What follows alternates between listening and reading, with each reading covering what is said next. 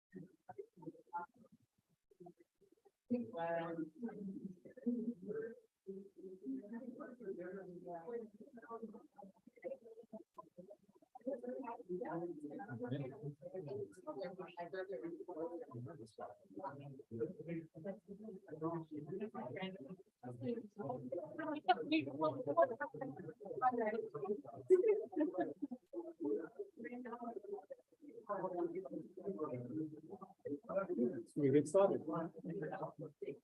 Maybe. Hi, everyone.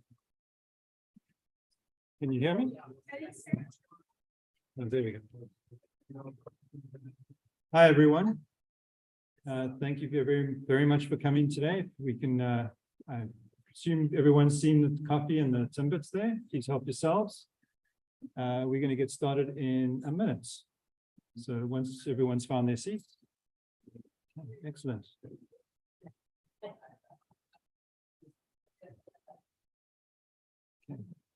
I think we're going to expect a few more people to come in as we go along, but they'll just have to catch up.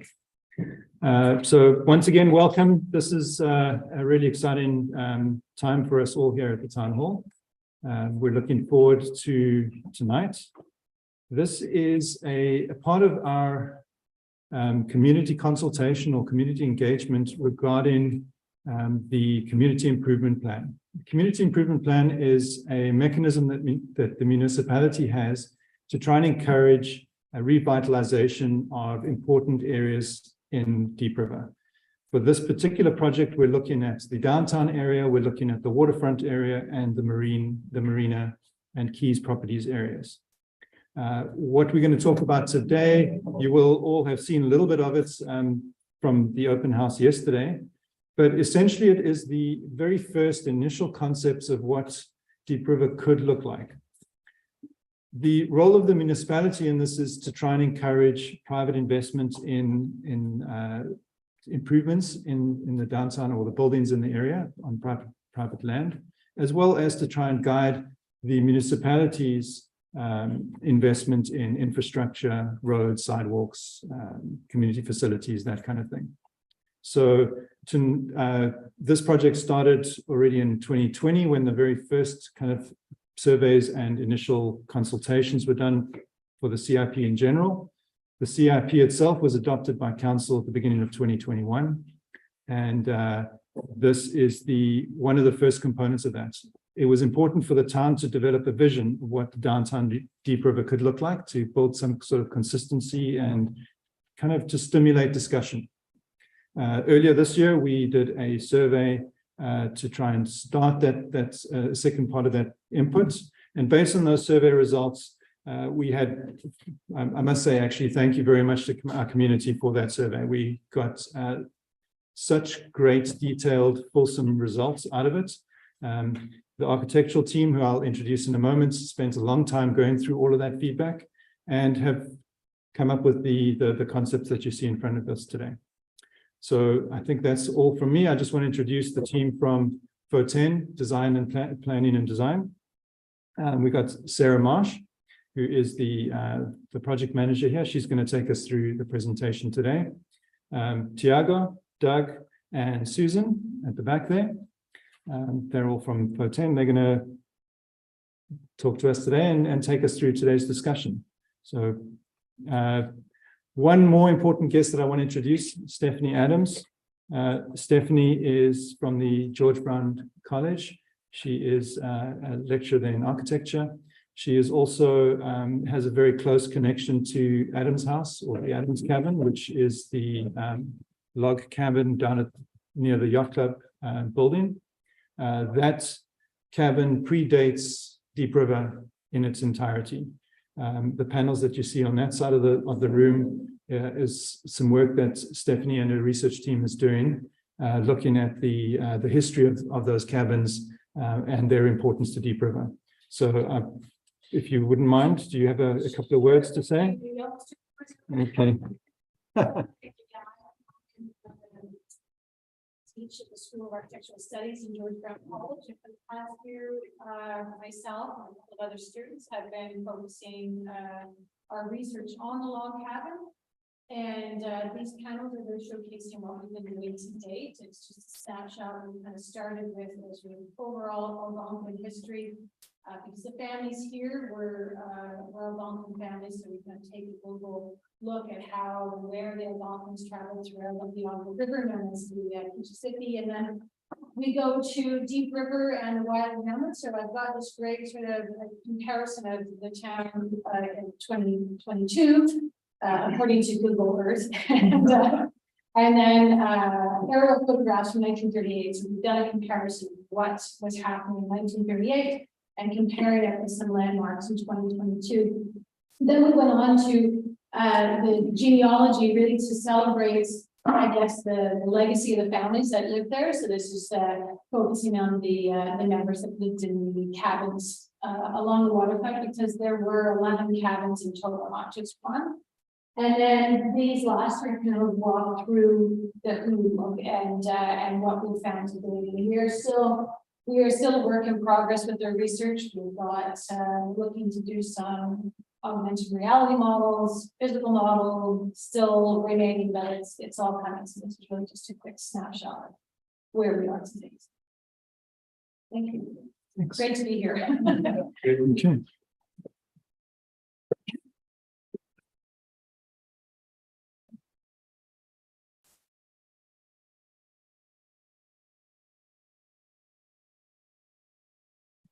We would like to begin by first acknowledging that we're gathered on the traditional territories of the Algonquins of Pikwakanagan First Nation, whose presence here reaches back to time immemorial. In doing so, we recognize our responsibility to the Algonquin people and are mindful of the impact of our discussions today. We also recognize ourselves as settlers here and commit to working and learning about how we can uphold and uplift the values and voice of our host First Nation. So Christian has already done a pretty good job of giving you an overview of the project that we've been retained to assist with. I just thought I'd take a minute to clarify the study area. We are focused primarily on the connection from the highway, which I'll just turn on my little laser pointer. We're focused on the connection from the highway in this location down to the downtown. We're also looking at the connection to the waterfront and across the waterfront to the marina, the yacht club, and these properties. So this is very much the focus of our study. It would be nice to be able to look beyond that. And in terms of thinking of connections into the downtown, we may discuss it, but this is really where we'll be focusing on for our project and our discussions today. So this is part of a broader consultation program where we had the survey. We had an open house last night. Most of you, I see a lot of familiar faces attended, which is great. And today we're moving into a workshop where we'll be able to discuss the findings from our survey, how they became part of the concepts, the preliminary concepts that you see today, and receive additional input, what you think about the concepts, how they could be improved, what you'd like to see that we might not have thought of. It's very much still a work in progress. So what you're seeing in front of you is a potential arrangement of features that we think might meet some of the needs of the town based on the input we've had so far, but it's by no means set in stone.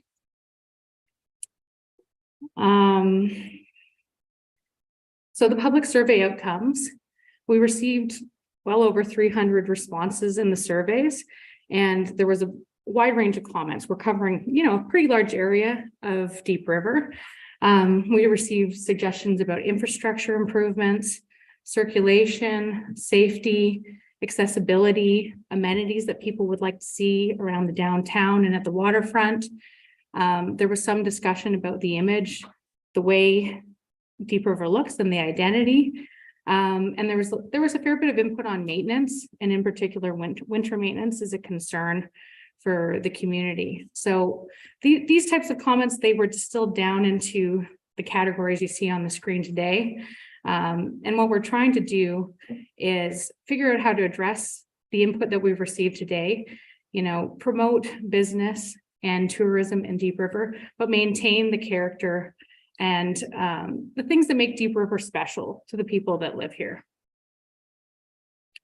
So from the survey input, we thought about how the input we received could inform guiding principles, and the guiding principles will be used to direct the concepts so that we stay true to what we heard from the community by referring back to those guiding principles. And they were cohesive image and identity, complete streets, so being able to accommodate people, vehicles and cyclists within the right-of-way, connectivity and community, thinking about the connections of the community into these areas and the connections between those areas, accessibility and safety. We've heard a lot about the key intersections in downtown and the challenges there, and diversity of public amenities. So making sure that we have the spaces available for the kinds of activities the residents would like to undertake in the downtown and waterfront areas. So there's some overarching strategies that we have implemented in these concepts. Generally, we're thinking about circulation and the connectivity between these areas. So we're looking at active transportation, we're considering the vehicle circulation, and we're considering where people park when they come to the downtown and waterfront areas. And then with each of the study areas, so I'll get this pointer going again. We're looking at the town entrance and thinking about how people find Deep River, like how do we draw them in from the highway? What is that experience like? How do we accommodate the various modes of transportation through this corridor? We're thinking about the downtown, taking a look at those challenging intersections, thinking about how do we improve the safety? Again, how do we make those connections through the downtown? What do we want it to look like? What kinds of amenities, what kinds of furnishings do we need to really achieve our vision for the downtown? And then once you're in the downtown, how do you get to the waterfront area? So that connection through this space, there's an existing path, but how do we let people know that it's there? How do we maintain the views? What else could we do in that area that might draw people down to the waterfront? Looking at the waterfront itself and the marina and the Keys properties, how are these spaces currently used? How could they be enhanced? And how can we make use of the Keys properties? What does the town want to see happen on those Keys properties? So we do have a couple of concepts. I think a lot of you will have looked at them in some detail last night. And they are, again, taking a look at how we can implement the ideas that we heard or the suggestions that we had or address those concerns within the downtown. So we're thinking about narrowing the vehicle travel lanes so that we can obtain additional space for the things that we want in there.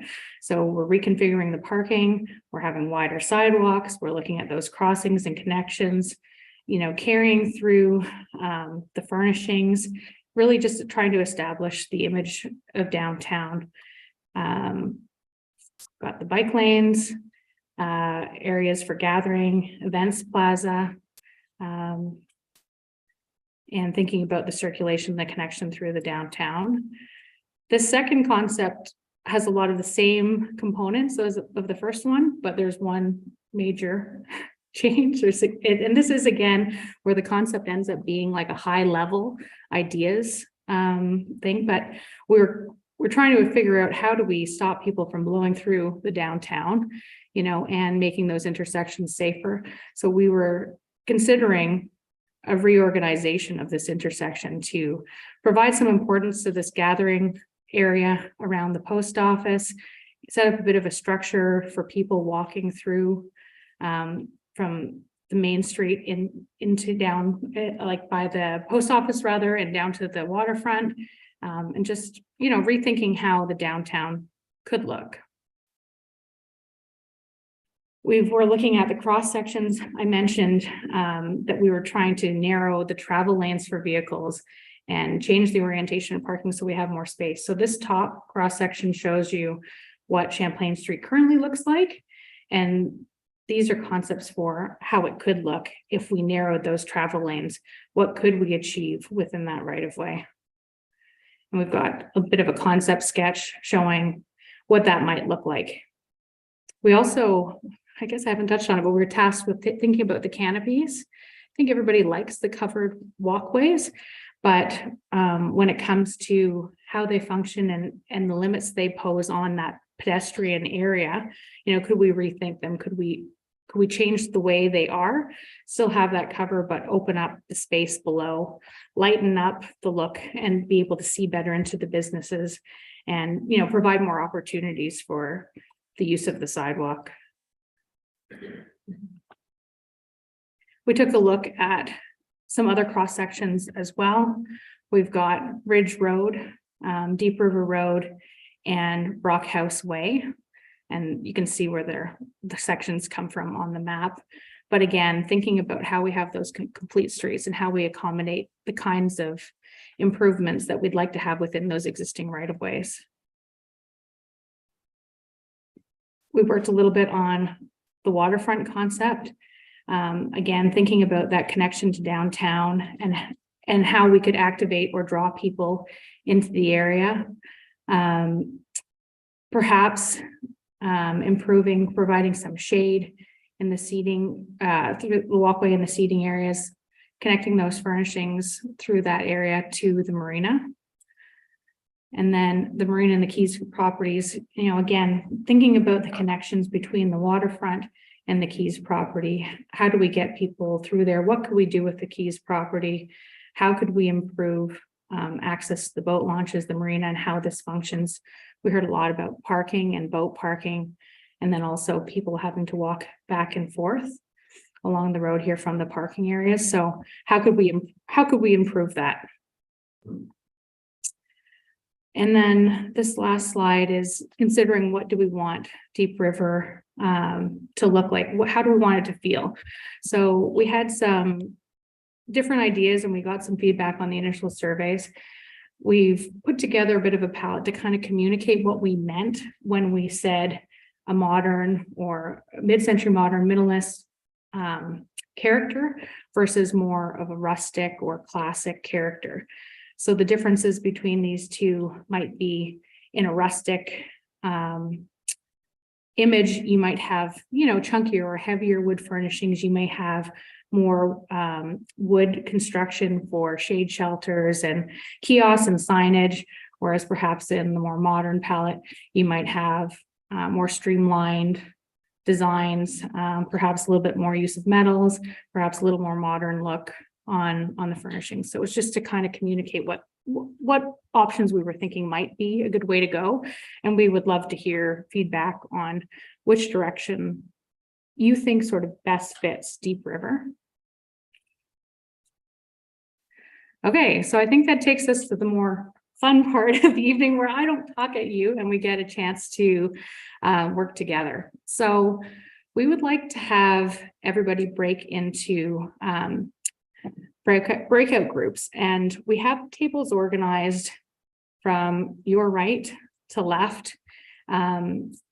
we'd like to look at the town entrance and the downtown. So these areas, this in pink and the orange, the downtown and the connection to the waterfront at the second table, which is this area and these connections through to the waterfront. The waterfront itself and its connection to the marina and the Adams House and the yacht club area. And then the third one being the marina and the Adams House and the Keys property. So focusing more on this location. So before everybody moves, maybe we could get a sense of who might be interested in what and see if our numbers are likely to balance. We'd like to have somebody at each table, obviously. You might want to think if you came with a friend who has the same interests as you, perhaps you separate and join two different tables so that, you know, the discussion can remain lively.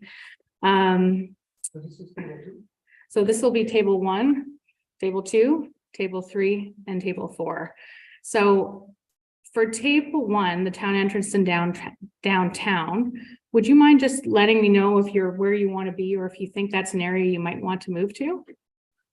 Oh, okay. Okay. So that's, yeah, we'll move afterwards. That's right. Yeah. For table 2, the downtown and connection to the waterfront. So again, it's looking at that downtown core. Yeah. Well, that's kind of what we recognize. There's overlap, and we'd like to have people be able to do it all, but we know ourselves from trying to tackle it. It's such a huge area, and there's a lot to think about in each one of these study areas that we thought it would be good to break into groups. At the end of this working session, we'll reconvene and we'll hear what each group came up with, their ideas and their responses to these areas. So you'll still have an opportunity to ask questions and have some discussion as a whole again at the end. So the third group, waterfront, marina and Adams House. Is there? Okay. I think it's going to work out pretty even. And marina, Adams House, and Keys properties. Okay. You want to do it all, Phil? Okay. So maybe I'll get you to make your way to the location you'd like to be, the table that you'd like to be. Table 1. Okay.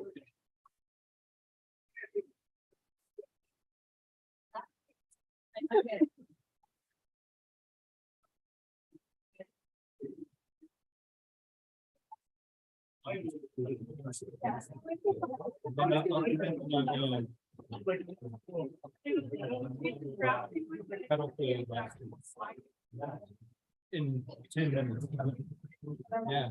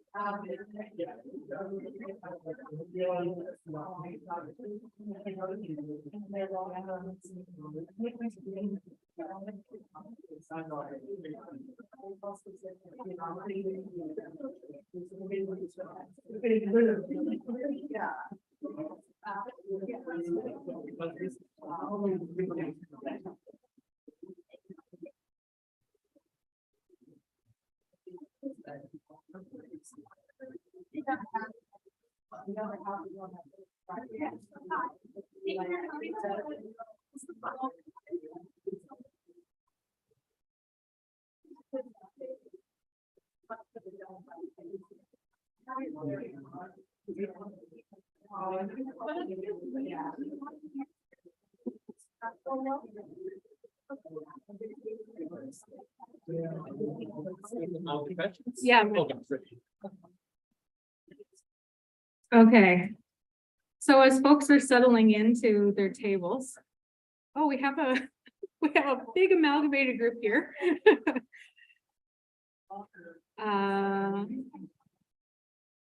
I wonder, I wonder if somebody from this group might be interested in joining the other table, just to create a little bit of balance, but. Thank you.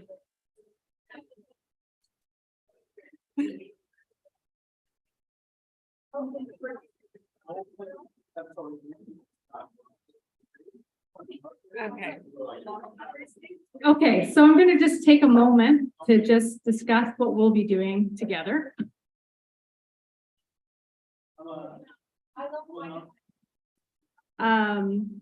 So we've broken into our groups. We will have one person from FO10 at each table. Doug Fountain is going to be working with the town entrance and downtown group. Susan Garwood will be working with the downtown and the connection to the waterfront. I will join the waterfront marina and Adams House group, and Tiago will join the marina, Adams House, and Keys properties. So we'll invite you to each at your tables, introduce yourselves to each other. You may already have familiar faces there, but we don't know everyone. So that'll be helpful for us. And then the facilitators will take you through a series of brainstorming questions. We're anticipating that we'll have something like 15 minutes for the first two, maybe more like 30 minutes for the third question, maybe, oh, I've got it the wrong way around. 20 minutes for the third question, 30 minutes for the fourth question, and maybe 10 minutes for the last. We've got 60 minutes roughly, like an hour roughly, to work together on these questions and sharing our ideas. And then we'll ask each group to nominate someone to present their ideas or just share the discussion that you've had at your table with the larger group. And I should have mentioned this earlier, but we are live streaming this presentation. So it's not a video of me or the speaker. It is the panel that you're seeing, but your voice would be recorded. So that's something for you to consider whether you're comfortable with at the end, if you'd like to volunteer to share. But without any further hesitation, I think we'll just get going. And Tara and Christian and the counselors who join us today, they're going to move around between the tables and join in. And Tara is going to try and keep us on track to stop at around 6:30 so that we have time. Oh, sorry. It was 6:20 because we were going to try to give 30 minutes for presentations at the end and then 10 minutes for just some general discussion and closing. So around 6:20, we'll reconvene as a group. Are there any questions before we get going? Okay. Hopefully you're in good hands and it'll it'll go well. Okay. So thanks everybody. Thank you. This is Okay. So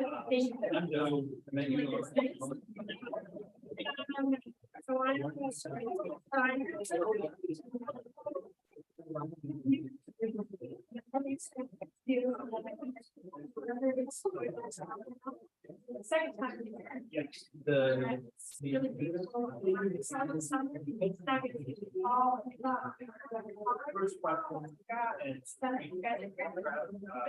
markers. So at the beginning, we're going to go through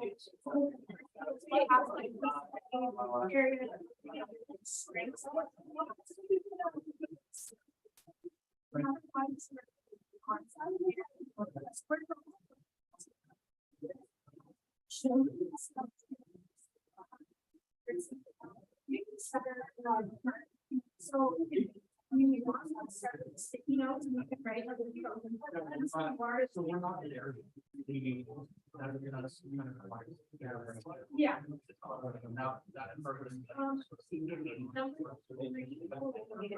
It is very, very important.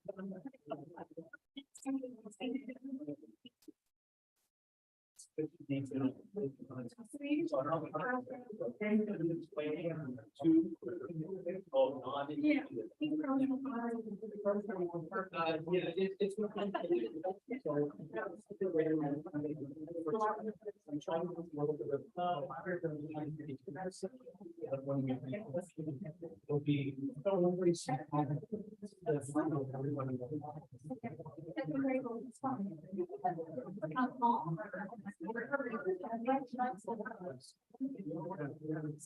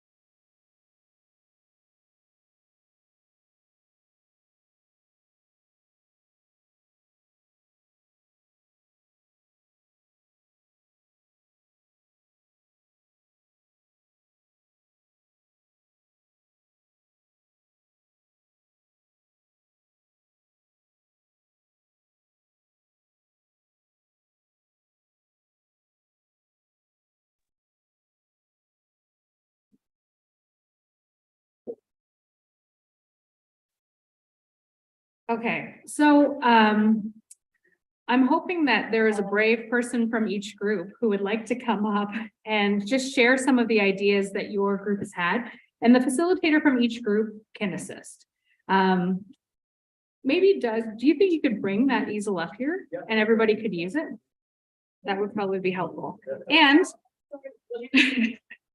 we don't have to go in order. We could go with any group. What, is there a group that feels like they would like to go first? If not, we'll just default to the order. Okay, we'll start with the town entrance and the downtown. Okay. Should I? Yeah, they're students. Should we have them here or move this forward? Yeah. Okay. If you can. Yeah. We didn't go over what I was gonna talk about. Just give you the highlights. Can you read this? Yeah. So just Just give you the if you highlights. can just like go through the questions, obviously, we don't have the whole question three, so we can spoke over it. But the first one is the strengths, so it's just, these are the strengths, these are the weaknesses. Areas that could be improved. Question 5 and 4, one of the priorities are kind of like things together. Okay, so we're gonna give our attention to Marita for the town entrance and downtown. Hi, okay, so just quickly following the questions over here. The view of the river when you first turn down like the four-way stop. That's where we were focusing on. And these are the strengths, right? Yes, yeah. Okay, so the view of the river, the Atom feature, the water tower ID, like, it's being worked on, right? So, you know, and the existing trees, etc. Removing the old bus depot, which breaks my heart a little bit. I don't know what but you know, I'm the newest person, probably the newest. I'm not for like resident of Deep River. I don't know, maybe I just came in March. So and then some of the weaknesses. Sorry, okay. just because we're bleeding into the downtown, we recognize how compact the downtown is and the triangular shape of it. It's very unique and it opens up a lot of views to the water too. So we felt that was a pre-existing strength of the site. So some of the weaknesses, the atom movement, like it needs to be moved forward more, maybe like more contrast between the background and because I only just noticed it like one of the last times Bree and I were going to Ottawa. Like I was like, oh wait, there's something there. Yeah, some landscaping and whatnot. And then you know, like lack of presence, like there's not like really a big to do, right? So like this is Deep River, you know. There's no lighting. It's hard to access. Like I wouldn't even know there apparently there's a plot by the Atom, but I didn't know that. Like I didn't know that from the street, right? And then I'm not sure, Doug, about your. Excellent. So lack of sidewalks on the Yeah, side. on either side of those four-way. The four-way right there. So. And this was the view from across 17. It's just a big open expansive pavement, not terribly attractive. The Wi-Fi is no good Yeah, downtown. no. That's what I've heard. Ross. And there doesn't, some of the landowners don't seem to have invested and they don't seem to have a presence or a connection to the town. That was mentioned a few times in our group. Yeah. so. Yeah, why does Ryan Tiger get the primo view of the river, right? After the fire, I mean, yeah, like, you didn't hear about the fire. They got two sides. We only got. yeah. one side. So next was. So number 4, We're talking about how the preliminary concepts, even though we didn't have a whole lot of detail. Bill has lots of detail. He had a really good slide deck of images that he had put together, how we could, improve, create gateways and that sort of thing. But this is addressing question 4 and somewhat question 5 as well. So let me. know yeah, if you just, need to- you know, like, We got the 4 and 5.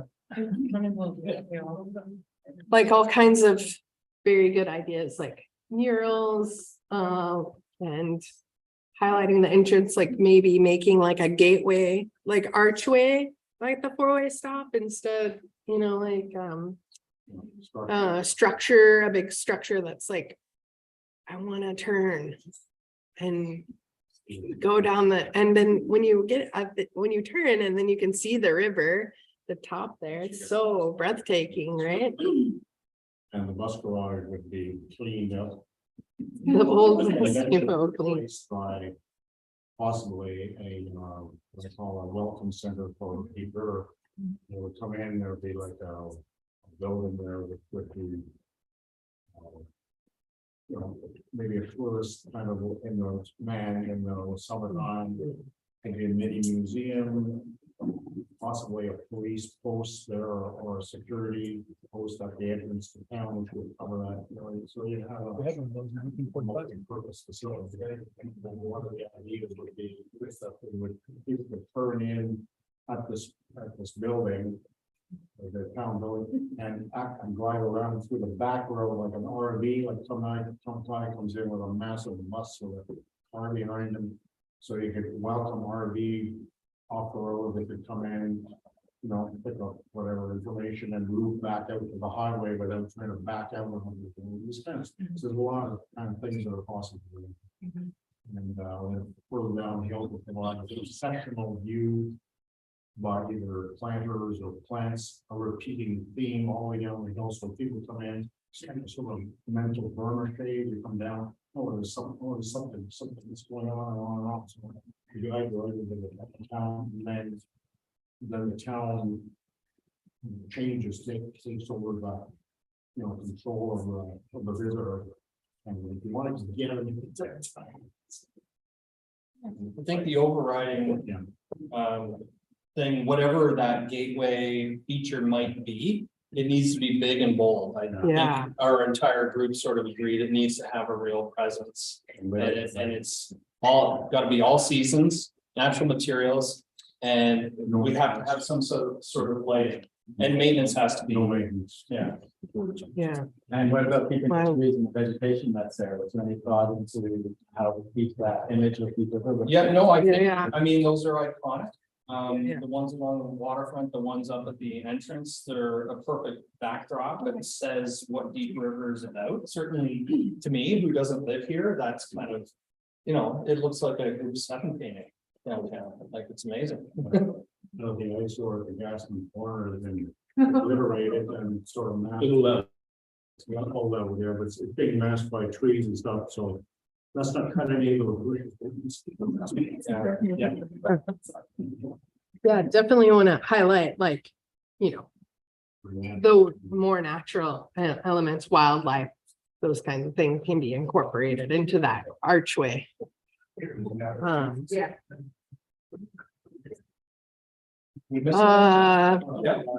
Yeah, I think so. For this one. Thank you. thanks. Just before we turn it over to the next group, is there a question or response to any of the ideas? Sorry. Is there a question or response to any of the ideas from this group yeah, Heather? I think I missed this there. Did you talk about an information center and I didn't catch it? I think so. Yeah. Yeah. Is that on the highway or the bus? Oh, where the bus is? So an information center where the old bus depot was. Yeah, So that's on the width of the roadway coming in, does it narrow down still? What we saw on the plan, so So- come into town, it's. Yeah, so it's right sizing the road. I mean, Phil raised a good point about accommodating people that are traveling in larger vehicles, RVs, towing cars. I mean, you want them to stay in Deep River, right? So, but we also want to make it accessible for pedestrians and cyclists. And so putting the road on a diet, as urban planners like to say, let's put this road on a diet. Basically, doesn't mean that you're taking away any vehicle space. You're just increasing space for street trees and lighting and prioritizing pedestrians.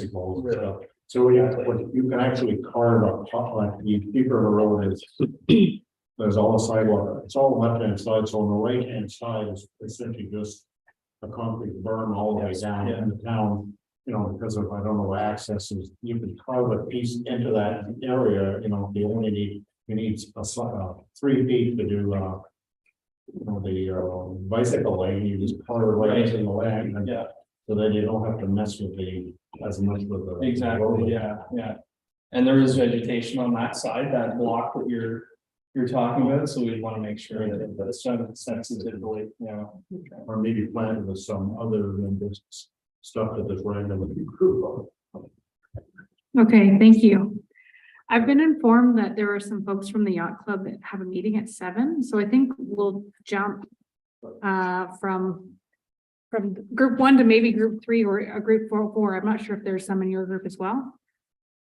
Okay, so it's us, we're up. So group 3 is the waterfront marina and Adams House. And we did talk about the Keys properties also. And we're also looking at the connection from the downtown to the water. We're not really good at following instructions, so ours don't necessarily follow the collecting period. There was a lot of word vomit, a lot of it. So kudos, Sarah, for actually keeping up with all our ideas. Because we talked a lot. So we said one of the strengths and opportunities in the area is the Indigenous heritage with all the stuff that Stephanie's been doing with the Wiley Hamlet and bringing some of that history back into the town so more people are aware of it. And we also said one of the other strengths is the nuclear heritage. So not only it's the history of the town, but we have the society in town for the preservation of nuclear heritage. And they've got a lot of really good information and maps. And I think maybe even some of the like aerial stuff they helped you out with from the before the town site was here. And we think that the waterfront and the experience and the views of being in that whole, the waterfront along the front waterfront, the fabulous yacht and tennis club area is also a really big strength. We thought there's definitely an opportunity with some sort of marina expansion because it's highly used. We'll get into that in a little bit. And then we know that the people from the Yacht and Tennis Club are saying that they're working on the yacht club in hexagon space. And I think they're having a meeting about that in a couple of weeks' time as well. Things we thought could be improved was the yacht club property function and aesthetics. So like the building is nice, but it's getting old. And there's also some places where there's like washed out gravel in the parking lots. And that nice playground that's down there is like a gorgeous area, but it's not really the prettiest place in the world to hang out. Access and parking for visitors, especially with the Hexagon hosting more events with Maven Catering in there, having a place for people to go and park so that they can and know where they're supposed to be going, as well as making sure there's parking for people coming for the Yacht and Tennis Club. And we also talked about access from visitors by boat who are coming to Deep River by boat from downstream. So having a place where they can come and park and then come in and explore the Yacht and Tennis Club, but also the town as well. So I guess river tourism. And also visitors by skidoo too as well, because we do have a lot of people who skidoo on the river in the winter. We have a lot of pages, again, not necessarily related to the question. So concepts that we liked the idea that they're formalizing parking and pedestrian routes in the design. We had thought about with the group talking with Stephanie as well, is there is an organization called the National Healing Forests, which is a reconciliation group. And we thought about the idea of having a healing walk from in town all across the waterfront, all the way leading to kind of the Yacht and Tennis Club and the Adams House area. One of the things that would be kind of cool is they've identified where all the structures were, so we could actually have some sort of like historical structures to point out where all the buildings were before people came, and talk about the history of the town and where the town came from, do some improvements with the Adams House, maybe open it up so that it could then become a place where people can come and learn more. And then have it all in collaboration with the yacht club as well too. So it's kind of like a downtown destination that you walk along the waterfront, and that's kind of like an ending zone. Bring people in, because it would bring people in from the waterfront, the road, and the water. We thought we could draw on some local artistic talent to have some art along the waterfront, as well as possibly have places where you could look and see like even 3D modeling maybe of what the houses would have looked like, or that sort of thing. Providing space to highlight. Yeah, celebrate. Celebrate the Adams House. Yep, sorry, I was thinking icebreakers and I was very confused. Recreational connections through the Keys property. We have a lot of people in town who are super into recreation. There's people always running and walking along the waterfront. Why not expand that through across into the Keys property area as well? Maybe think about adding winter recreation, so ski trail or skate trail along the waterfront as well, because it's used a lot in the summer, but not necessarily as much in the winter. Recreational areas for teens near the school. So I teach at the high school, and I looked at the design and I like it, but you've put some of the stuff right where the kids go smoke when they come out of the school, which is not necessarily the best part. Plus, if you put the hockey rink there, which I love the idea of a hockey rink, I also teach phys ed, so I think it's amazing. But if that got shifted closer to the waterfront, taking out where the softball backstop is, because that can't be used because those soccer posts are now permanent, and it can't be used for football or rugby because those soccer posts are, or that stuff's in there. You could shift some things around. But it might also draw, perhaps if there was a skate park or something there, it might pull some of those teenagers who are hanging out outside of school a little bit farther away from the long-term care. So long-term care can spend some more time outside without having vapors and smokers very close to them. Concepts, what to improve and think about. So service access to the yacht club. One of the designs showed it's more of a pedestrian area around the Adams House and the yacht club, which we like, but at the same point in time, the yacht and tennis club is going to need to have a service access for a restaurant. We wanted to think about the environmental impact for the natural areas. I seem to recall from like way back when somebody looked at developing the Keys property before, there was a huge fuss in town with people all about that little spring and stream that came through there. And I don't know if that's taken into account with the design right now. And I don't know exactly what it was, but I remember there was a lot of back and forth. It's a designated cold water stream for trout. There you go. Concerns about commercial competition with the yacht club and restaurant. So right now in the Keys property, they had possible restaurant, and the yacht club, it would be a competition because they're really trying to build up the restaurant in there as well. So we don't want to take business away from the businesses that are already there. Recreational opportunities where the softball diamonds are. So that was the bringing it around. Perhaps tying into the location of the Indigenous heritage buildings and having like the little locations along the walkway could tie in with some of the recreational stuff. We also talked about van tourism, because there are a lot of people who are coming in and parking in town. So some people are over at Lemure Beach, but there are people, like I go out at sunrise canoeing with my sister, and there are people who are camping at Centennial Terrace. There are people who are camping at the little parking lot right beside the school, kind of near the Yacht and Tennis Club. There's people camping in the Yacht and Tennis Club area, and there are people camping in like the parking lot of the school in RVs, which is a little weird to see in the morning when I'm going to work. So we thought like suggesting maybe having a designated location for it. Like maybe we said Lemure Beach is where you can go van camping, you pay a small fee, the facilities stay open, the washrooms are used, maybe expand and have some change rooms and stuff there. And then people have a beautiful place that they can park, that parking lot is not often fully occupied or used. And it keeps them from bringing their giant RVs and parking them right beside the school.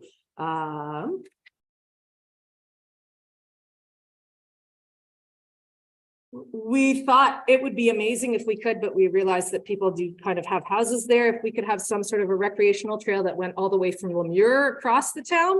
And we thought maybe trying to explore some other routes for the interim, because we realized that people own that land and probably don't want us to have a path across their houses.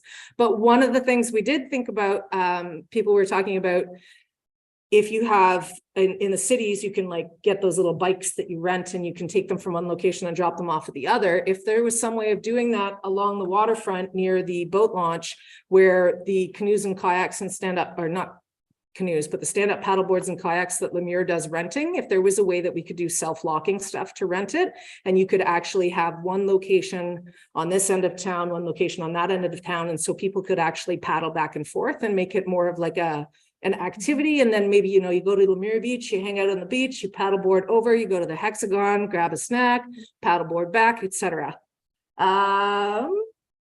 We talked about having garbage cans and waste disposal areas in town around the waterfront to make sure that people are putting their garbage where they should. Having better signage that's more consistent in all directions, leading to the places that we want to publicize. Also ones from the water for those boat tourism area. And I don't know if we talked about the boat tourism in the parking, like having some place for the boats to actually park would be really good. We talked about public washrooms that are accessible, because right now there's the town hall and there is the Yacht and Tennis Club, but they're not accessible. So I don't even think the ones at Lemure are accessible either, are they? No. So having more accessible areas would be really good that way. And change rooms. And also, I know one thing, like for me, and I've seen other people too who do a lot of running down there, it'd be awesome if we had a water fountain down by the water for people who are running along. They stop to take the view in, they can have a water fountain. People walk their dogs down there all the time. It would be great if it was one of those water fountains that has like the little dog bowl down the bottom, so that you can like water your dogs on hot days. And they're not drinking from the river where the goose poop is, because mine are always trying to do that. And I think that might be it. Yeah, you did a great job.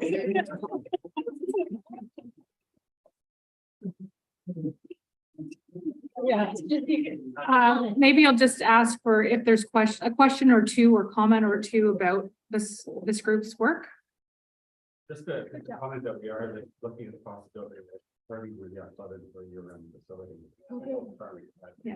And some discussion going about that. Great. To the water fountain idea, I see a lot of refill bottle stations coming up in a lot of cities. Maybe we can have a theme of that through the city. It's a good idea.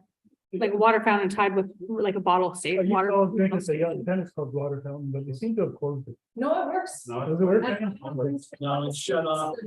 Best water fountain. Well, now It was shut off today. oh, okay, we have a question back there. Recycle more Mhm. to focus on reducing, specifically reducing the number of plastic, single-use water bottles by investing in more bottles for the state. So Yeah. There's next one there, not just. Yeah, environmental benefits of having water refill stations. Yeah.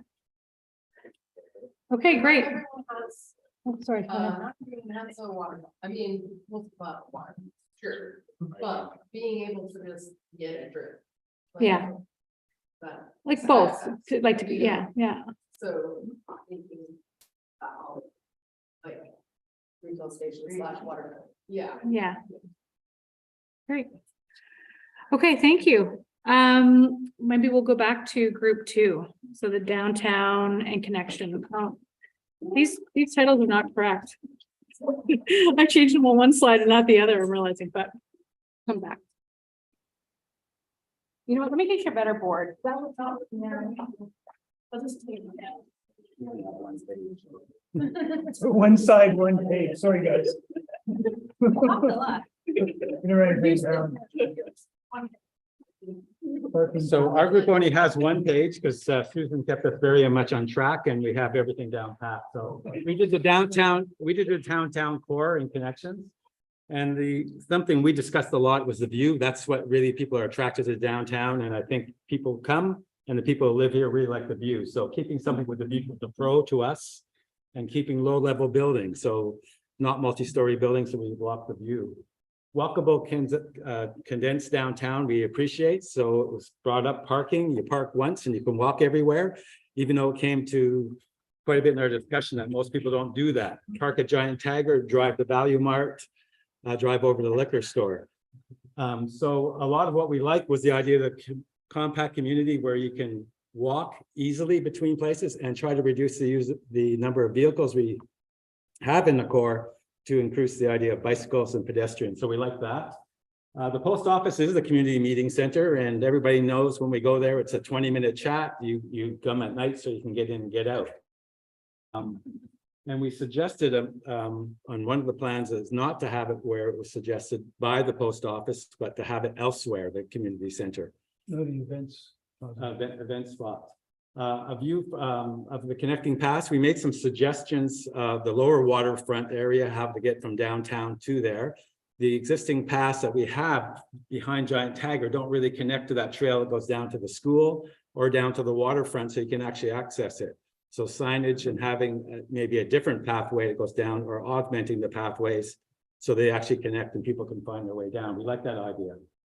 Views in general, we like large trees. Part of the heritage of Deep River is having large trees, the white iconic red and white pine, which we're losing and aren't being replaced. So when you look at the visual image of the aerial view of downtown, we've lost that. And that's something that we think we'd like to try to augment. So one of the things that it's not in this part, but it comes up a little later, but while I'm thinking of it, is to try to turn around and capitalize on the green spots that we now presently have and the good soils to make sure that those trees that we do have survive and we augment those. We think we have lots of parking, adequate parking. And there was a lot of discussion about, do we need more parking and where are we going downtown with our parking? And our table thought that, correct me if I'm wrong, folks, that there was sufficient parking downtown and the additional parking spots are probably not really needed. Or maybe more discussion is needed on that, on how the town grows. Some of the cons is connecting paths and accessibility. We're told that they don't connect. There isn't good accessibility in some of these paths. Stairs, drop downs. In particular with some of the designs is where the post office is getting into the post office. You know, if there's a better connection between the Giant Tagger parking lot or space. Value Mart, sorry. Been here 23 years, you think I do? That connection there is something that could be probably improved upon. Have to go onto the street under, people like the canopies, believe it or not. So the canopy idea was something that people liked. But then when the bins were on, you have to go onto the street and look for accessibility. The way we have it set up right now, it's not easy to get through if garbages and whatnot are put out. Something needs to be reconfigured. So. No, that's thank you, Susan. Well, and I'm building on that too. We thought that some of the plans where there was 7 meters of concrete. So we think some of the roadways like we have right here in Champlain is very, very wide. So narrowing them down to 1 lane was the suggestion that we're putting forward, a one-way, 1 lane to increase the amount of green space that we have in these areas and try to address the heat sink. Yeah, thank you, Phil. It was an idea and we marked it on our planners can see that, but to have a one-way kind of direction so we can reduce the amount of concrete that we have on some of these streets and improve the amount of vegetation, tree cover. And there was a lot of discussion of how do we get those big trees and the expense of doing those trees, because having a 2-meter space for these trees, they don't do well. No. And to have the infrastructure underneath to have that is extremely expensive. So the suggestions that we were coming up with is to have more green space on some of these streets so the trees can get fairly large and maybe augment them. I'm not on that side of the fence, but it was suggested with planters that can be moved around. I only bring that up because it was brought up at our table. We like yeah, I'm opposed to those, but you want 3 opinions? Ask the forester. We like the aesthetics of the town, and I think that's a big thing that we all thrive on. So keeping those in place, and well, aesthetics, the trees, the visual impact, the street view that people talked about. So that kind of aesthetics. Anything else the table would add to that? Well, we had it as a cons for aesthetics, just Oh, in the right. sense that, like, it's not cohesive image downtown, as well as, just probably some of like the store frontages and just the facades. Right. Yeah. Thank you, Susan. She saved me. Susan saving me. Pathways, we think there could be better connection and we like the connections that were proposed. So that people can park one location and walk between them. So, and we suggested some others that might be helpful. We combined 3 and 4. So basically, we think there's adequate parking and we said less parking. And the reason we thought there needs to be less parking because we think we have adequate parking. From what the plans are showing us. And I don't know how you determine that without actually having some kind of plan, I mean, measurement. If you're turning the parking lot instead of diagonal into parallel parking, you're going to lose. We're a losing- lot. yeah. We asked that question. Yeah, So if that's why we have that additional parking lot where the community center is right now, but without that additional parking lot to switch from parallel or switch from angle to parallel, you lose about half. So, I mean, if you do want to reduce parking, that's immediately right away, but if you want to keep the same amount, then that is an issue. We had a long discussion about whether people can actually parallel park anymore. They don't, and they don't, you can do it on your driver's. Right. Well, no, there was the comment that Richard, like if you're gonna make one way, like on Champlain or something, there's really no reason why the angle parking is bad, because part of the big problem now is the people angle park, come out and they do the complete 180 into the wrong lane. Yeah. That's dangerous, but if you had a back out and concrete, like a center median line that you gotta go, you can't kind of look into the, you know, something, you know, like a narrow lane and just kind of angle park down that side of the street. That's it. Mhm. Anyway. Yeah. But the parking was a big discussion. What we don't like is stoplights, traffic lights was suggested for some intersections, so we thought no lights. And keep the parking at the post office. There were several plans that moved that parking and I know there's a discussion even outside this group of that 3 parking spots. Some people don't like it and other people love it. Because you can whip in and get stuff at 1 o'clock in the morning, or you wait your turn and don't park in the area where you're not supposed to. Con was the narrow roads, but same hardscape. Do you want to speak to that, Susan? Yeah, well, just because like what we were talking about is that like there's not enough room for the green space for the trees. That's what you're saying about how you still have the same amount of hardscape, Right. even though it's reconfigured. So that makes try to Right, summarize. so that's a repeat of what we said about the 7 meters, reducing that and giving the trees more space or green space. And I think that ties in with Susan's, Barrick's comments of not having posts and poles in the way of those walkways that would limit that green space and also limit pedestrians and access. These are all basically the same. Yeah, and I think we said already utilizing current green space is better and not destroying them. Keeping open space events. We said keep the open space events area, but keep it on the other side. We made several suggestions of where that would be, and I don't recall exactly where those are, but you can see that in the plan. Yeah, we talked about keeping it where it is right now between the bank and between Giant Tiger, just adapting it to be more of a usable space than what's currently existing. And I think we've covered them all. The only other one I think that's kind of we thought was missing was charging stations in and around the area. That's up and coming, and I think there's something that's needed along those lines. Is that So for vehicles? Yeah. yes. So And lap work and things like that too. I just wanted to know. So I would sum up our number 1 thing that we discussed is green space and vegetation and permanent vegetation is I think what we discussed. Stuff that lives and that means the additional cost of actually making that work, which is not small plots with little linden trees and 2 meters. Any questions or? Just a comment, Richard, like, you realize like the penalty Brewers trying to get forward on the electric vehicles, they now own a fully electric vehicle as one of their fleet. So, there we go. We're starting. We'll have them like Grouse Park. There you go. Was there another question? Yeah. Just a comment, did you address it in your amendment? Oh, we had lots of patio ideas, but the black lights kill you every spring. That's, yeah. Yeah, The red season is very short. we all like to be outside as much as we can. Yeah. Yeah. Good for business. Yeah. Great. Thank you.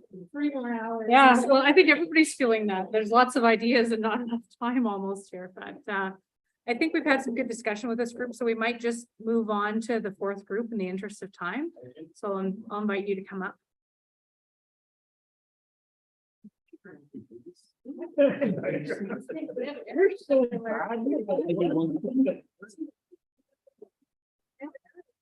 Well, they marked it up, I see.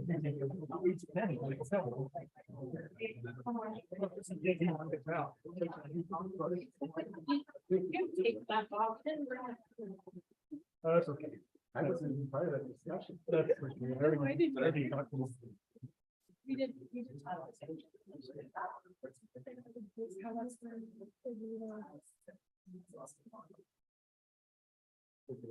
They only use one color though.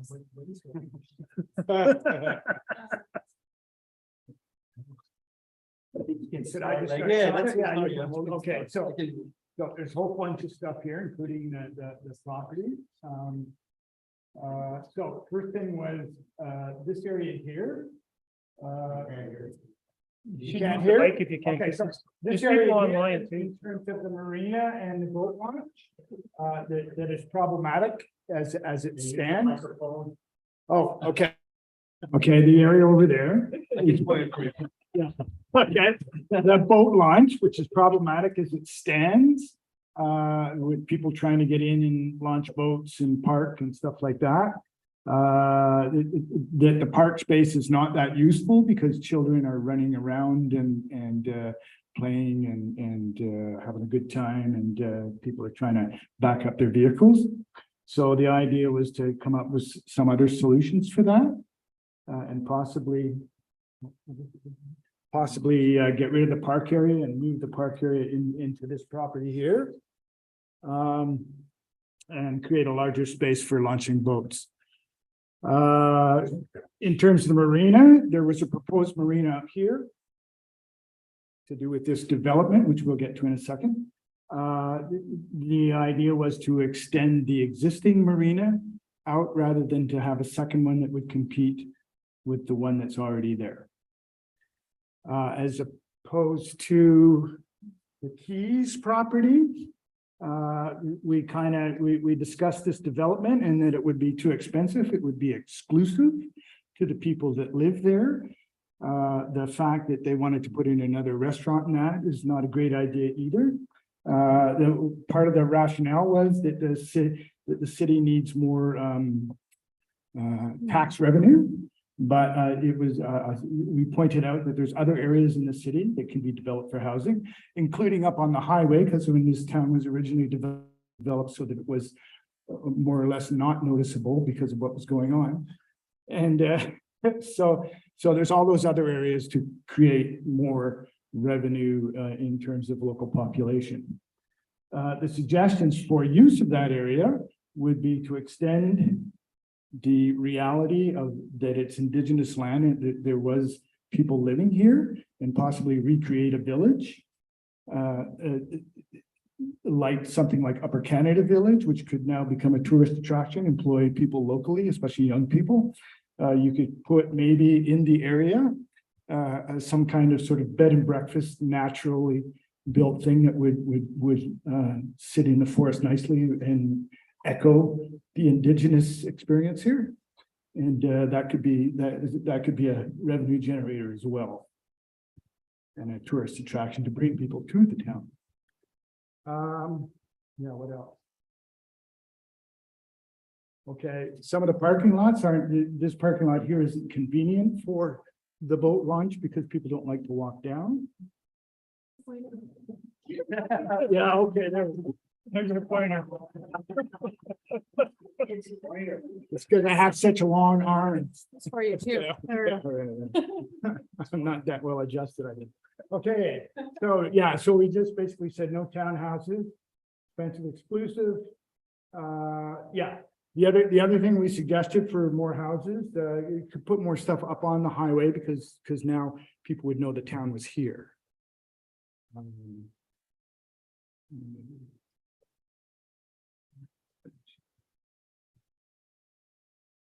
Oh, yeah, okay, so I think that's covered almost all of it, hasn't it? Anything else I'm missing? Yeah, I think one of the things about the moving the park is something that I also suggested while we were talking is that, oh yeah, thank you.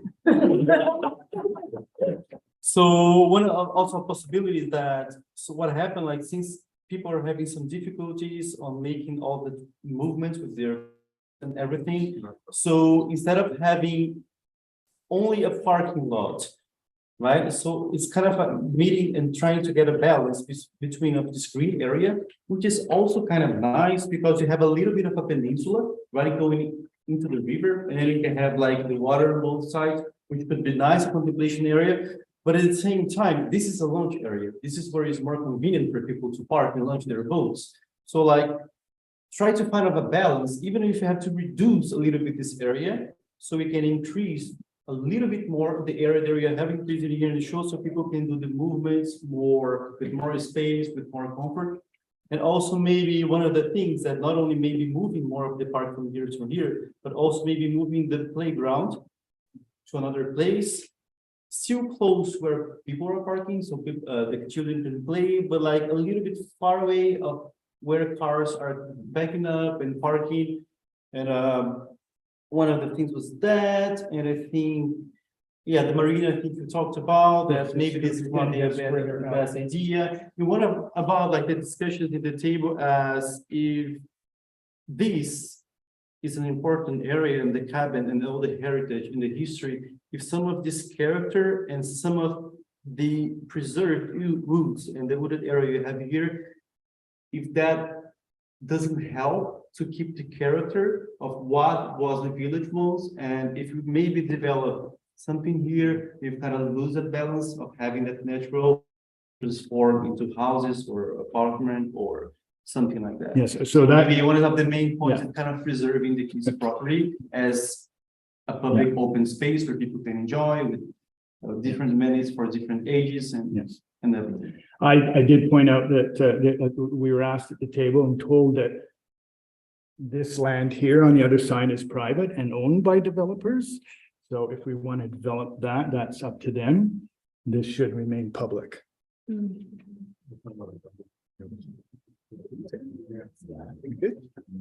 Did you? Thank you. The previous group talked about parking for the yacht and tennis club and the Hexagon. Did you guys look at that as well? We did. I don't think we came to any conclusions. Yeah. They were saying that this parking lot is not convenient for people because it's too far a walk. So we were wondering about whether, yeah. I know. Let's go to nature and park right next to the tree. But at the same time, the table mentioned this one is pretty used. Yeah, it's pretty used and there was issues of safety there in terms of the curve and people coming around the corner. And sometimes people stop here for the yacht club. Yeah. To let people off and people don't see them coming around the corner. Thank you. So what was the general conclusion that you came up with then? Because you said you announced several scenarios for the Keys Center. What was the? For the keys, I mean, It's not I think, did we come to an agreement that it was more?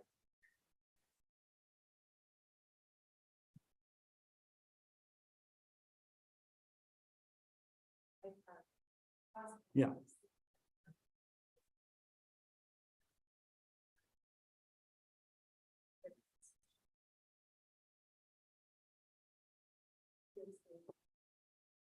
And I think too, just to reiterate, in terms of being the parents of that further parking lot, it's not so much the walk. It's the actual parking, you're dropping your boat off, walking, keeping everybody waiting while you arrive back. And not even get somewhere. It's just not. I think most people use that way.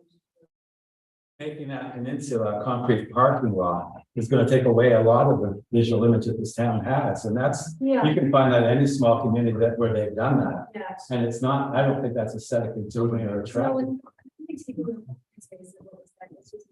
you have kids in that park, it's a nightmare. It's a nightmare trying to have left them either and then putting your home in the park. Because there's so much traffic in the day.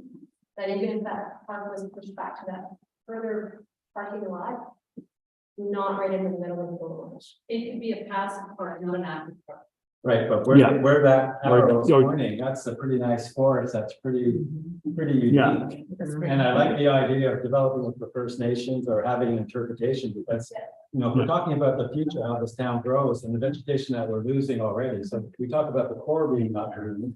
But then when we look at our urban streets, they're not green, and some of the managed land that the town had, once those are harvested, which is forest management, those won't be green. So I think that piece of property there is iconic. And its natural state, yes, I think it should be developed, but the development should be nothing commercial. A walkway, a pathway to make it accessible, because right now it looks like it's somebody's home there, those two buildings. And keep it green and keep the trees and the vegetation and do very little with it. Yeah. And it's, Yeah. there is that trout stream there, that's a protection, and also, there's a lot of sturgeon right in that bay there, you can take your kids in there and walk in and have your toes clean. Yeah. And with any development that happens in that pond, it's pretty. I think there's lots of options too. I mean, I agree with you. I think the green thing is great. And there's lots of different options for playgrounds too that are natural and nature. Right? They're not necessarily big red, blue and yellow. Or developed with concrete structures or concrete paths. They could be made out of logs. They could be like, you know, Trees. different opportunities that people can develop playgrounds that really fit well into the natural environment. Well, those two structures that remain there are probably, you know, eyesores and hazardous. If they were removed and the concrete or whatever left, those would be great places, but to remove any further vegetation. Yeah. I don't agree with. And No. even the development of the waterfront, you know, what we've done in the last development, we took a lot of trees out, and a lot of trees are popping out now because the heat's increased. Lots of those trees are failing, so whenever we put a new walkway in or we expand it, we're actually destroying what we have, and we're not maintaining it. We don't have the resources in town right now, I see, to maintain some of these things. And so they're gonna go, and we're not putting anything back, so keeping the soil together in those green places, 40 years from now, people are gonna appreciate what we did. But if we turn around and we make it that concrete parking lot and things, I realize that, yeah, there's kids and you have to address that, but a 300-meter walk up to the back parking lot, which is not developed, it's not marked really well, this parking lot back here. This isn't really marked well for people to use, and if anything, I would say we expand these areas here where it's. I'd also suggest, because they are cutting back the space, even just to try and accomplish that, but just reforest the park and then have, if we do something here in terms of indigenous thing, have an area where, I mean, it's gonna be that too. And some of the ideas for the indigenous village would be also to have things like agriculture and things like that, where they're growing things that are indigenous to the Well, area. I would, things like that. I'd like to suggest in the spaces that we have open and Yeah. not removing it, and I think the indigenous Right. people probably would appreciate that too, Yeah. because it's. Maybe So that- bringing it yes. back to what it And, really looked like. and there are still some open spaces in here that are, buildings that need to be removed anyway. That could, But the suggestion of an Upper Canada Village kind of thing makes me worried, because that's not native. no, but that's, no, the idea of it being something to attract people to the town, not, I mean, that's a colonial. That's a colonial development that they've redone. But Something along the lines of a cultural center or a healing center rather than a historical village, because indigenous peoples like. Yes, there is history there, but it's not like a living culture, right? Would that be a whole other discussion to have with the indigenous Yeah, people? yeah. I think that's. I think if you're looking at it in terms of taking something and making it a tourist attraction, I don't know that it's. No, that was just tried because there was resistance to the whole idea of Yeah. it not being developed into Yeah. hotels and houses. my, Good. what I'd like to Yeah. develop, my suggestion of what I'd like to see happen is keep it natural. And put a walkway in there so people can access to it, put a couple of picnic tables. Yeah. Good views of the river there, open spaces stay open the way they are. And we don't do very much, the maintenance and the management would be very minimal. You know, grass cutting to a minimum, Yeah. it almost looks like what it does now with those buildings possibly gone. Yeah. And whatever you have to put in there Mhm. to keep it natural, but Good. not do what we're doing to everywhere else, where we put these concrete paths in. And we remove the vegetation and we put non-native species in that don't do well, and then we don't even have the capacity in the town to manage those trees. Mhm. So it's like minimum management, but maximum thought to put in of how we preserve these things. Can I just ask a question on Keys, but on the width of the pier? Like the pier is so wide, right? It was built that wide. Did anyone study how wide other piers are and they're exactly narrow? It could be wider. Because half the problems is because it's not wide enough, is that correct? One of the questions I asked is, has anybody studied how the pier functions and before they make plans for it? That's a great place to go down and watch. It doesn't function. You go down and watch people actually vote, it's really entertaining. But if it's not wide enough, if that's the problem, did anyone study that? They get to the pier? If that's what you guys are all looking at and talking about? Well, make it wider. Yeah. And throw you 2 cents on your development, because everybody seems to want to keep it green or develop or green or develop. Go halfway, we're looking at revenue, there's about 5 acres in there. Basically own campground, think it's similar to Black Bear campground in Petawawa, which is a very forested campground, it's not a cleared out campground. You can create some revenue to help pay for some of our other bits and pieces while still having green space and walking paths all through it.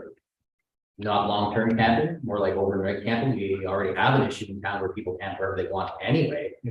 Monetize it, give a little bit of space, you can clean up the paths, we have a green space without removing vegetation. You don't even have to touch half of that because it is a very swampy area when you go down and past those cabins in there anyway.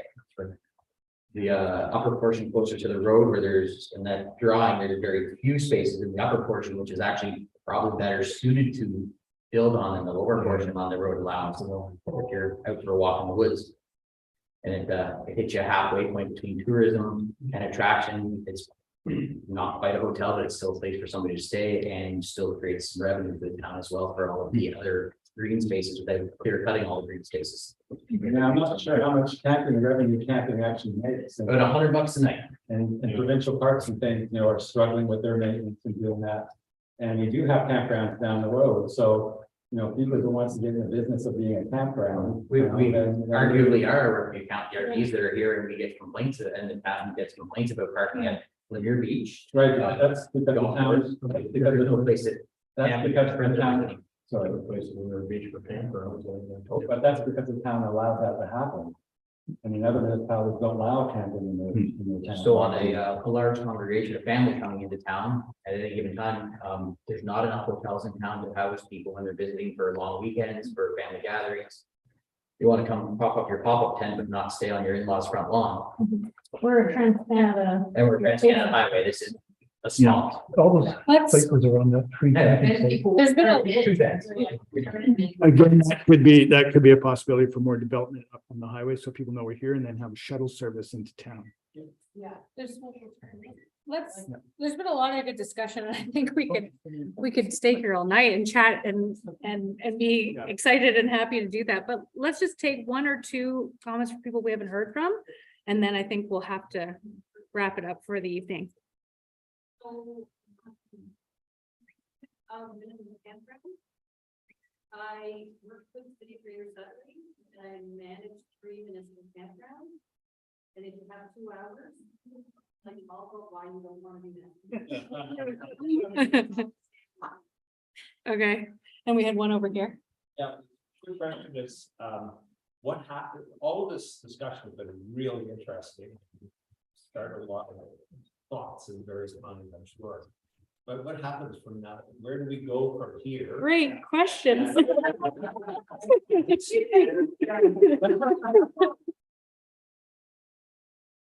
This kind of thing is not something that happens overnight. It's a 10-year program. It's done in phases. You need to have guidelines about how you're gonna do what kind of trees you're gonna put in there, what kind of stone you're going to use. Does the facade have to be of a store, have to Yeah. abide by certain design criteria? I mean, where are we going with this? Yeah, And absolutely. without that, I don't think you achieve what you're trying to. So one of the components of the downtown and waterfront enhancement strategy is to come up with an implementation plan. And that's why we had the very last questions, what are priorities? It's not a discussion I don't think we were able to get to with our groups, but we do have the survey out. And we would like to hear from everybody what the priorities are. The town may not be able to tackle some of the larger items right away, but perhaps there are easy or the low hanging fruit items that they could begin to implement. But the purpose of this plan is to have that vision, that overarching vision and goal of where we want to go. And the implementation strategy of this plan will be identifying further studies or work that may need to be done, how to go about being able to achieve or implement these concept ideas. So is that the next step to try and put this stuff together? So, well, from here, we have these preliminary concepts we worked on. I think probably each of us are realizing in our groups and through this larger discussion that there are some changes we would like to make to the concepts to better reflect, what we've heard here. Yeah, it's been really good. It's been very, very valuable. And thank you everybody for the time that you've spent with us tonight, because, it's hugely important. And I think it's going to mean we end up with an even better concept. So we'll be taking the information we've got from here. We'll be showing it graphically on those concepts.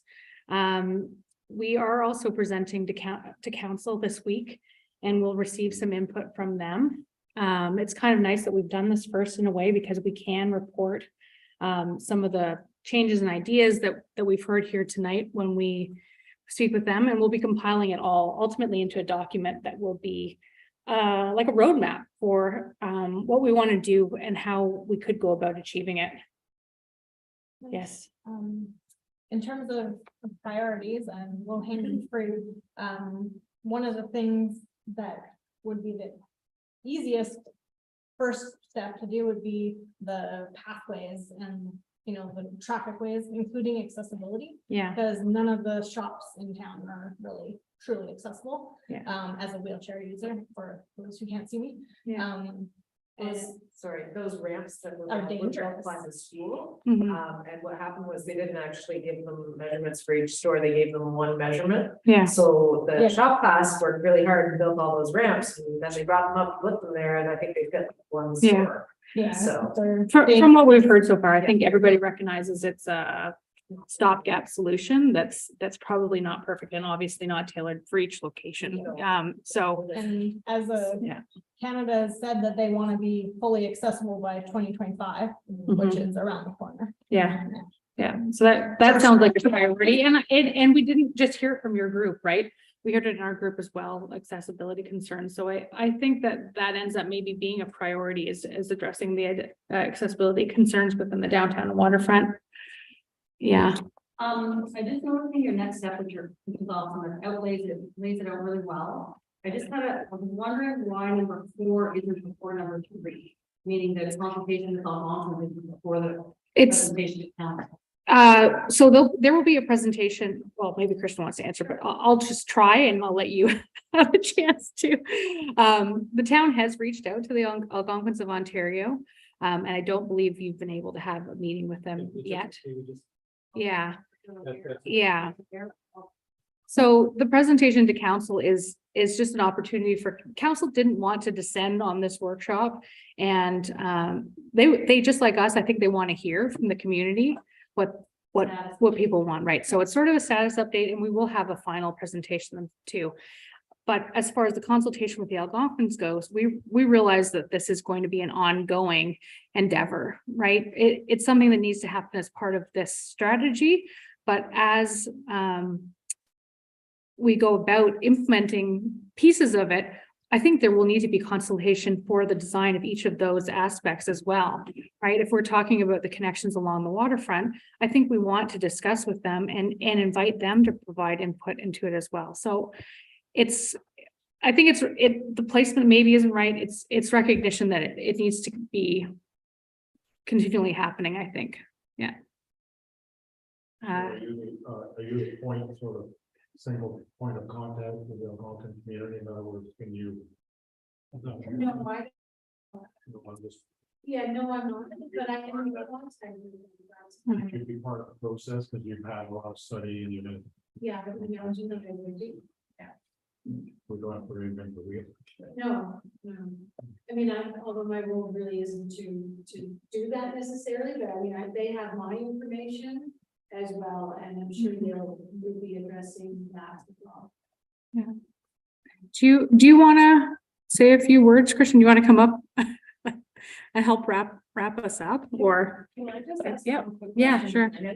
So I've seen that we've done all this stuff in the town, but I know that one of the concerns that I've had and a few other people I've talked to have had that's not on here, and it's actually not on land. It's that area that's out in front of Centennial Terrace area. Mhm. There's like 50,000 boat moorings out there now that have gradually gotten bigger and bigger and bigger, and there's houseboats out there that are just basically cottages. And there's a few of them having been out there paddling, I'm not entirely sure, are pumping out their sewage tanks rather than letting them go, and currents going towards the mirror, et cetera, and like, my concern is that public boat launch, there's boats that are just sitting there, even motorboats that are just sitting there right by the public boat launch. There was a dock there for a while that we have no idea where it came from. Mhm. And then there's just literally 50,000 moorings out there, half of them aren't even used anymore. And just wondering if that's something the town is also considering, or has any kind of, like, I Don't have any law, jurisdiction. like, yeah, the jurisdiction. There's no jurisdiction for the municipality or what's. That's, So there's like nothing at all can be, okay. you gotta talk to the department and something. Fisheries. I'll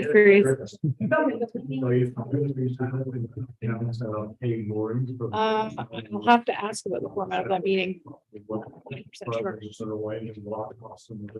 Like a real engineer mooring and then.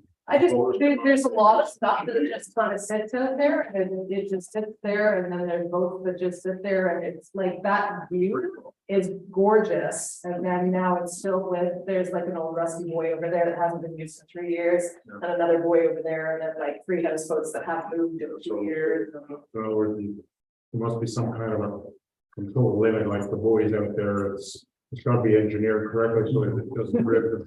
No, there's no, All this it's, stuff, right? no, it's not in the town's jurisdiction, it's completely department of something or other. Yeah. And You're correct. you can give them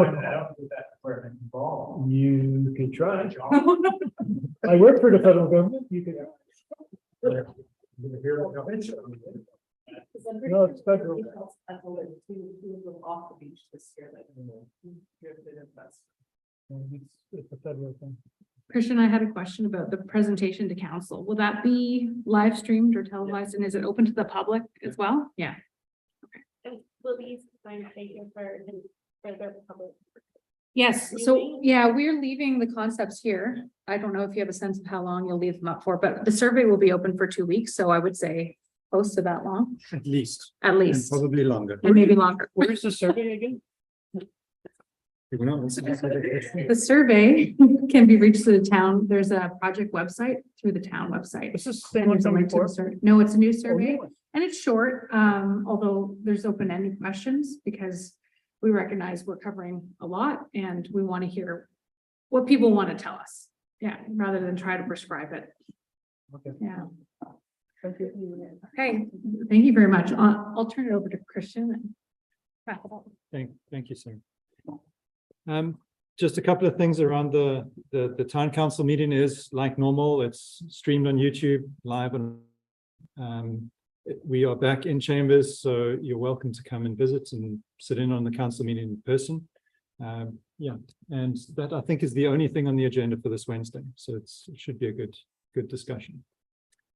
I just wanted to say thank you very much for all the input and for being here so late. I know we've run over time, and all of you have been here not only today but yesterday as well. So thank you very much for that interest. It's very much appreciated.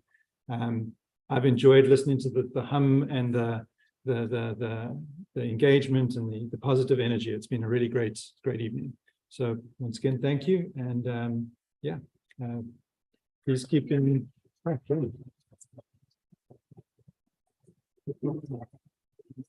And thank you to Sarah's team as well. It's been a good time. Thank you. Thank you so